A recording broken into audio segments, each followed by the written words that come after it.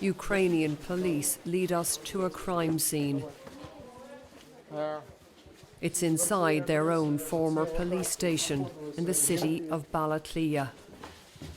For 6 months, the Russians were the law here, and local civilians were at their mercy.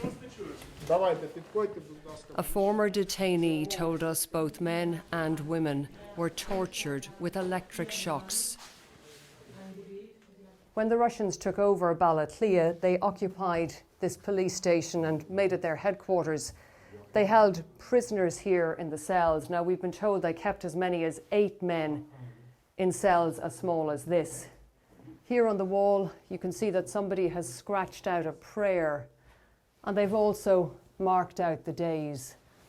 The police say that local people were terrified to even pass by this building, afraid that they would be captured by the Russians. Investigators are here now, gathering evidence about what happened behind these walls from people like Artyom, who was imprisoned for more than 40 days. They made me hold 2 wires, he said, attached to an electric generator. The faster you spin it, the higher the voltage. They kept spinning it and asking questions. They said I was lying, so they did it more. They asked who was in the military in Balaklia. When there were torture sessions, the Russians made sure everyone inside could hear the screams by turning off the noisy ventilation system. But now freedom has come, a moment of celebration. Ukraine's victory was swift.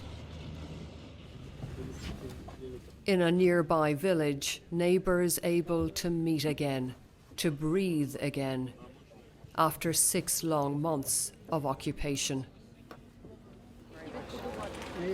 For Vasily, there's relief, but he still can't fathom what's happened. Houses have been destroyed, he says. Children have no place to study. We were together with Russia.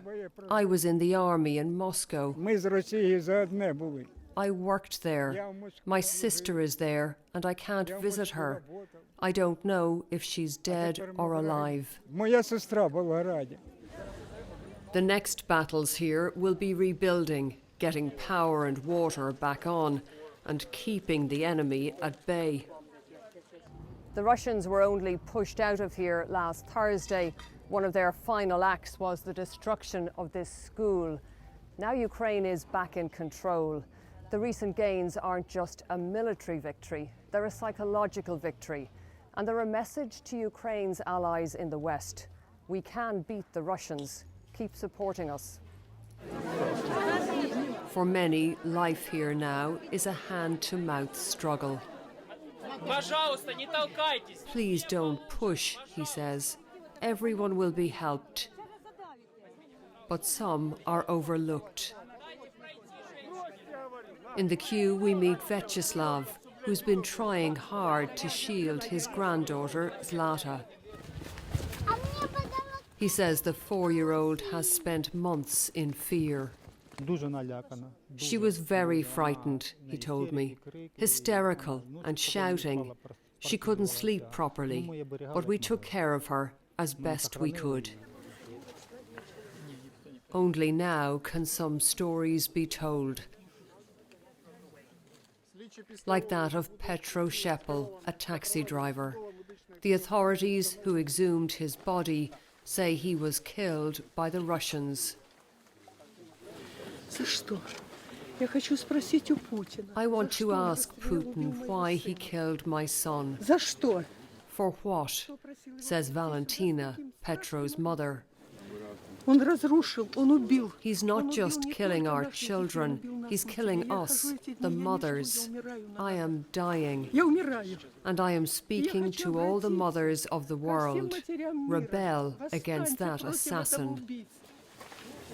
Petro was her only son. She has vowed to keep speaking for him, demanding justice. Orla Guerin, BBC News, Balaklia.